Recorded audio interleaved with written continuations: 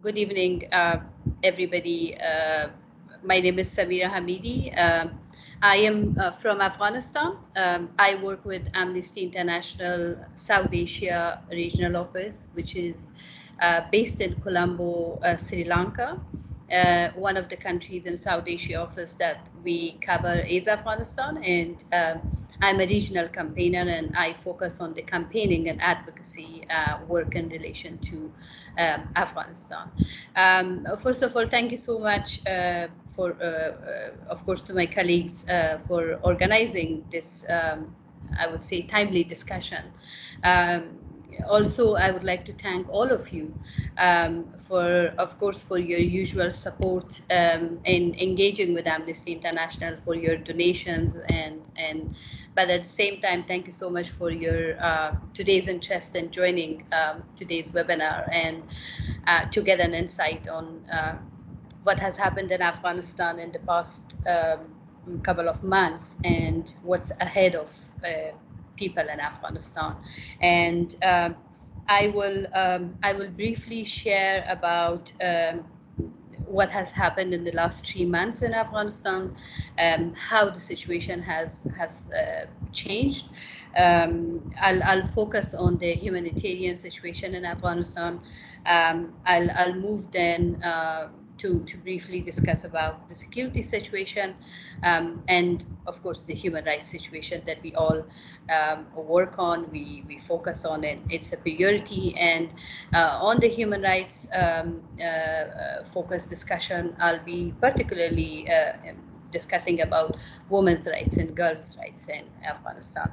And I'll end up my discussion with some points on what we are doing in Amnesty International and what kind of support is needed, what basically needs to happen in the coming months ahead of us. So right now that I'm talking to you, it's exactly after 3 months of collapse of Afghanistan to the Taliban, and of course with the flee of the former president and the government. Taliban took control of Afghanistan on 15 August this year. Unfortunately, after 3 months that Taliban has taken over, there's a upside down shift in the political, social, cultural spheres and life of people in general in Afghanistan. When we look at the humanitarian situation, people are in dire need of support right now. With collapse of Afghanistan and Taliban taking over, the U.S. and other international actors, the World Bank, International Monetary Fund,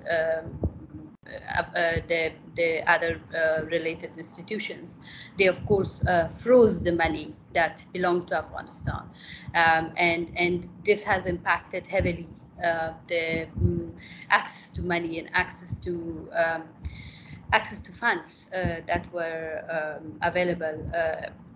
And the situation is so dire that people cannot access their own money in the banks. So of course, people had bank accounts. They have, I'm sure everybody would have some kind of saving or some kind of money in their bank account, even a small number.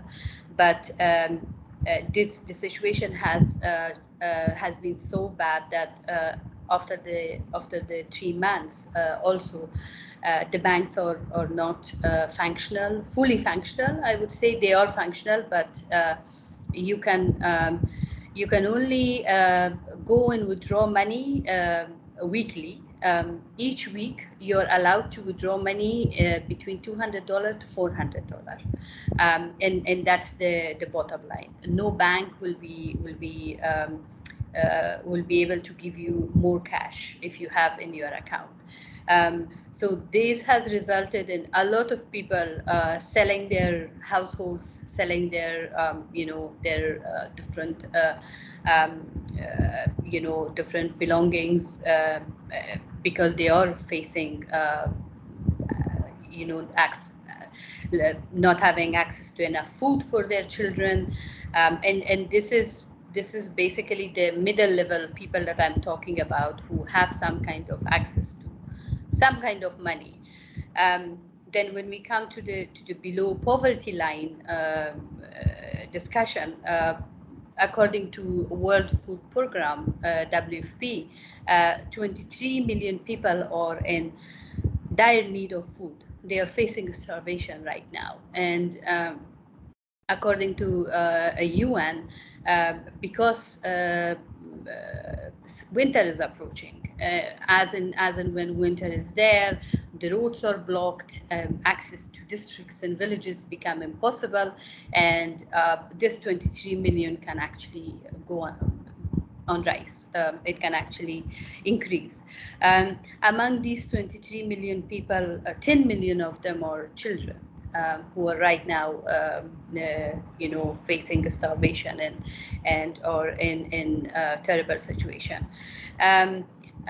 Because of the closure of borders and because of lack of import and export, it has impacted the availability of food in the country, and whereas you might not see it drastically difficult in provinces in center, for example, in Kabul, or in some of the provinces in the north like Mazar-e-Sharif, or in the east like in the west like Herat. There are provinces where access to food and other necessities of life is becoming more and more difficult, and food is disappearing from the markets, and it's also becoming difficult because if you don't have money, you cannot buy anything, and you cannot actually store anything for the upcoming winter. In terms of humanitarian situation, Afghanistan had 4 million internally displaced people by January this year. Because between March to August, Taliban started a heavy fight with the former government officials. This number increased. Right now in Afghanistan, there are over 5 million internally displaced people. These are the people who had to flee war, mostly who had to flee conflict, who had to just leave their belongings, their houses and everything because of the war and because of the fighting, and get displaced in provinces like Kabul and some of the other provinces. And some of them also had to, were also displaced because of drought or because of other issues. The former government was hardly able to provide them support during July, I would say. There were some efforts by people, by some humanitarian organizations, as well as by individuals in Afghanistan, to do fundraising and donations for them. That also stopped when the Taliban took over, and there was a chaos in the country, especially in Kabul. So this group of people are completely forgotten. Some of them are unfortunately forced by the Taliban to go back to their villages and provinces, especially in Kabul. And the situation is so dire that they don't know where to go. They have lost their house, they have lost their belongings in the province and village that they were living, and they have no money and they have no means to go back. And those of them who are still holding back and who are still staying in the camps, they are basically living under tents, and they don't really have access to their fundamental rights. Proper shelter, of course, enough food, clean water, hygiene, and health, education, or all those included. There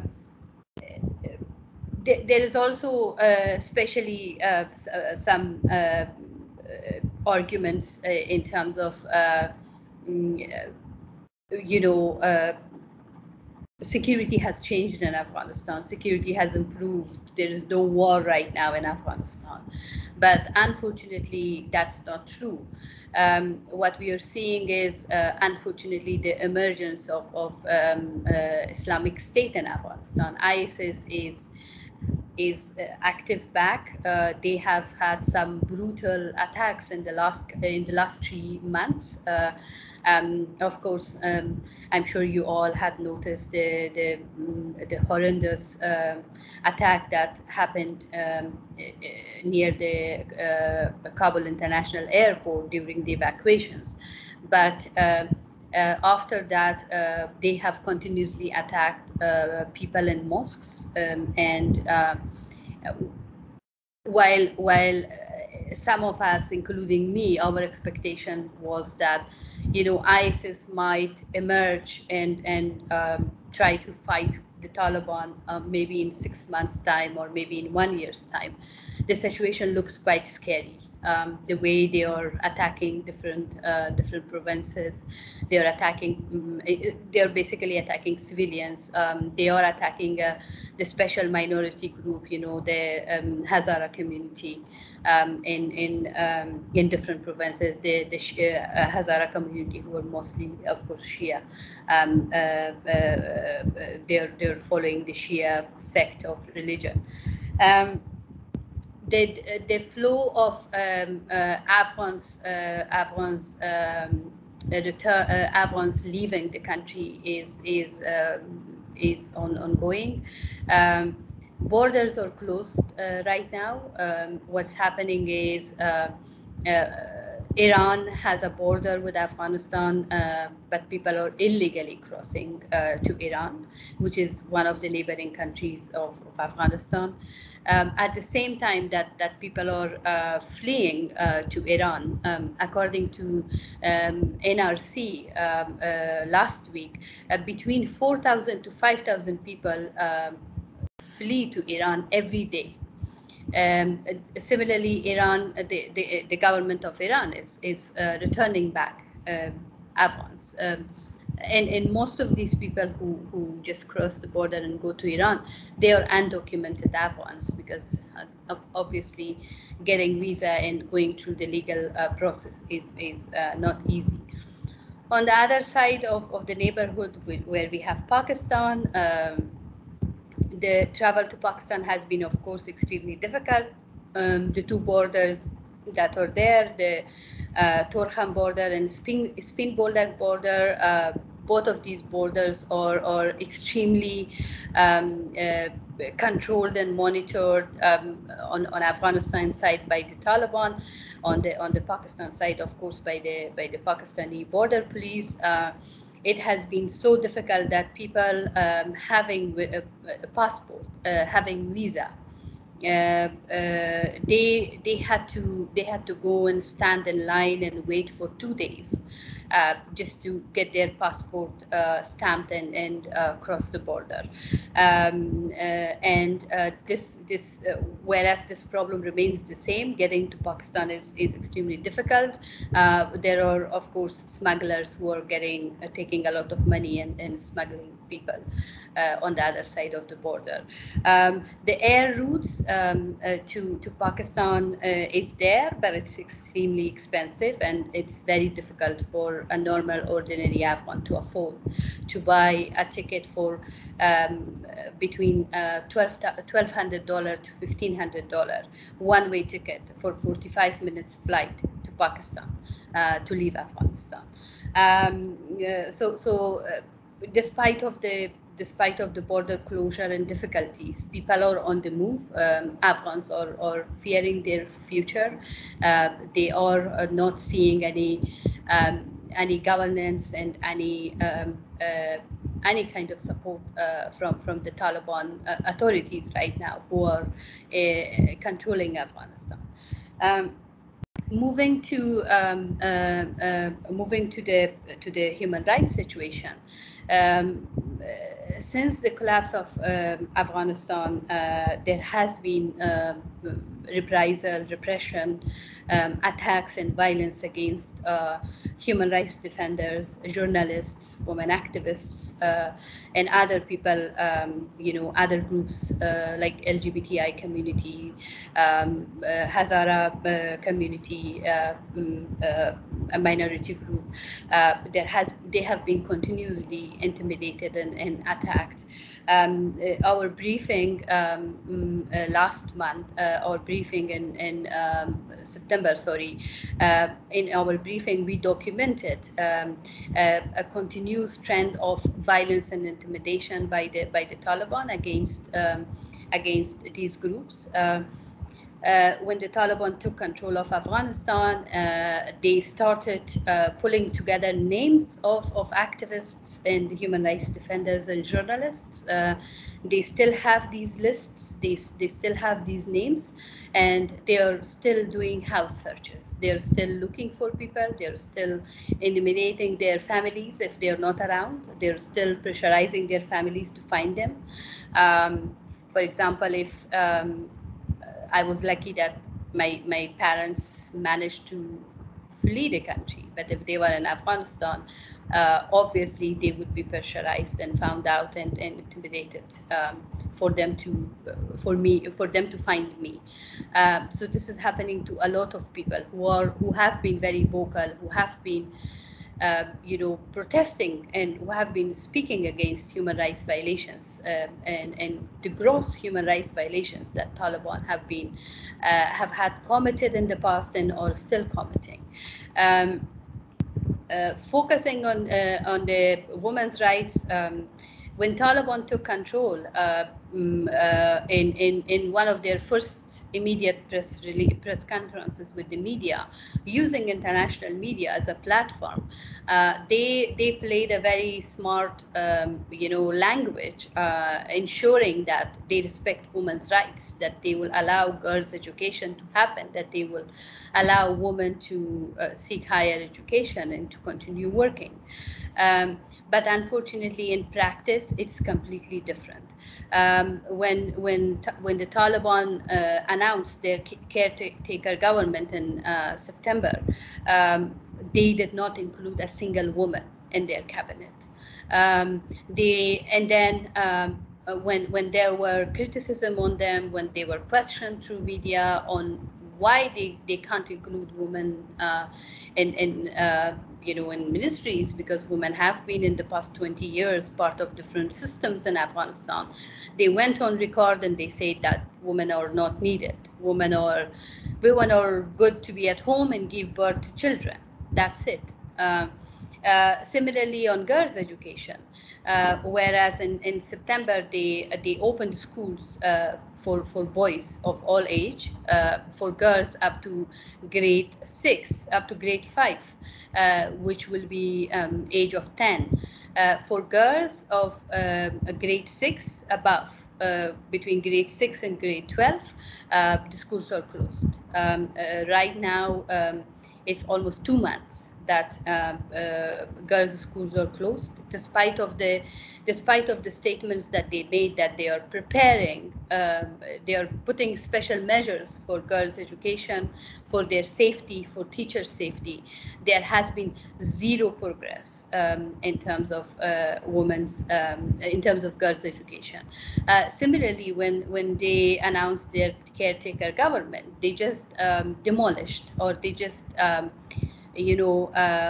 dismissed the only ministry that was working for women in Afghanistan, Ministry of Women's Affairs. They replaced it with a notorious Truth and Virtue Ministry, which has played a very dangerous role when Taliban were ruling the country between 96 to 2001.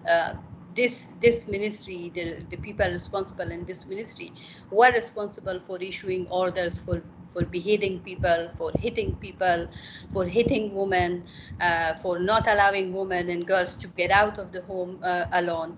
And unfortunately, this ministry is back on board. Similarly, they have asked clearly working women, excluding the health sector. Um, uh, they have told all women to stay home.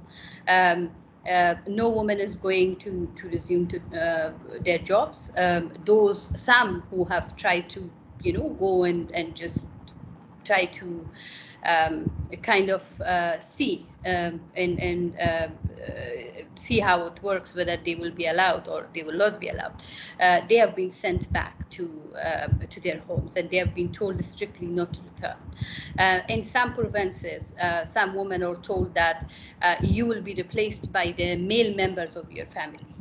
Um, and in Afghanistan, in the past 20 years, with the achievements that women had, with the work and with the struggle that women had, what happened is, most of the women were caretakers of their families. They were the ones who were earning. They were the ones who were providing financial support to their families. They were, shoulder to shoulder to the male members of their families, either husband or father or brother, were supporting their families' expenses, education to children, livelihood, house rent, and everything. And all these women have nothing today. They don't have jobs. They don't have money. Some of them, they don't have even male family members. They're widows, for example, or simply their husband are also not working, or they have lost their jobs, or they are not in the country. Their children are younger, and they are in a very difficult situation. They don't really know what's going to happen to them. The civil society and NGOs in Afghanistan are almost shut down, despite of the fact that the Ministry of Economy in Afghanistan have told that we are going to work with all of you through a new mechanism and through new procedures, but things are quite strict. There are contradicting statements that Taliban are giving. One minister, speak to the media and says anyone who was affiliated with the past government or was affiliated with the international community, we don't know them, we don't want them, they can't work in our system. Then of course there are others within the same group that they're saying that, oh well, actually we need everybody's capacity and we need everybody's expertise. um, this leads me to the situation where Taliban are lacking governance in Afghanistan. They were not ready for taking over a country. They don't know how to run a country. They don't know how to manage a country of 35 million people, and that's where people are having a terrible situation, economically, socially, culturally, emotionally. Everybody's traumatized, and they don't know what they're doing. Um, just to the last bit of my points, we have been pushing very hard since 15 December, since 15 August for protection of people at risk, for their evacuations, for their safe passage. We have been providing human rights defenders, journalists, and activists with relief support. Relief support is something that it's a short term, between 3 months to 6 months monetary support, where we can actually help them relocate from one part of the country to another part of the country, to to if they have moved, for example, to Pakistan, Iran, Tajikistan, Uzbekistan, they don't have access to their own money in the banks. Simple as that, and they don't have any other source of income being in these countries. And Amnesty's relief support has saved lives, and I can say that, seeing it in practice. I have been the one, putting this forward and helping it, and those of you who have contributed in Amnesty's relief support, or if you're thinking of supporting in the future, it is something which is extremely important and impactful for a country like Afghanistan, especially for this category of people who are at risk. Similarly, we have been, of course, through all our offices in different parts of the world, we have been advocating for smoother acceptance of Afghans who go to these countries, for simplifying the visa requirements and for opening borders, for welcoming refugees, for welcoming asylum seekers from Afghanistan. We have been very vocal on women's rights in Afghanistan. It has become a priority for us. Girls' education has become a priority for us. We are working very closely with women activists, with women human rights defenders in Afghanistan. We are bringing up an excellent briefing where we have spoken to 16 Afghan women about